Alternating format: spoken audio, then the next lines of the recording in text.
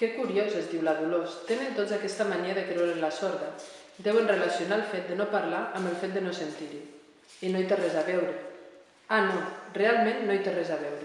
En certa manera, ja està bé que pensin això, perquè ella acaba acumulant un munt d'informació que no creia mai que pogués posseir tota sola. Avui us vull recomanar una obra de la Blanca Busquets, és aquest El Jersey.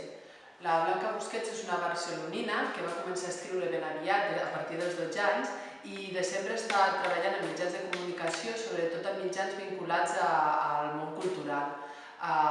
Té diverses novel·les publicades i l'any 2011 va guanyar el Premi Llibreter per la seva novel·la La nevada del Cucut, potser la que és més coneguda. Què ens explica El Jersey?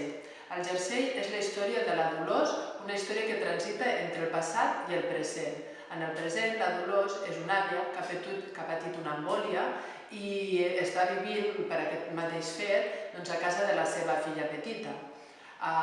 Tothom de la família pensa que ella ha quedat sorda amb el fet de l'embòlia, la qual cosa no és certa. I això li permet a la Dolors observar totes les coses, totes les relacions que s'estableixen entre la seva filla, el seu gendre i els seus dos fills. Això és en el present.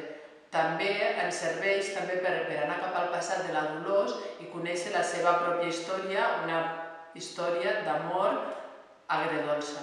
El jersei del títol fa referència al jersei que comença a teixir la Dolors quan comença la novel·la i és com una mena de metàfora perquè a mesura que va fent el jersei es va descabdellant tota la trama de la història que llegirem al llarg de la novel·la. És una novel·la de lectura molt fàcil, està escrita de manera molt àgil i que molta gent ens hi podem trobar reflectits perquè explica històries molt properes i que ens podrien passar en qualsevol moment. És una història que jo crec que us pot agradar molt.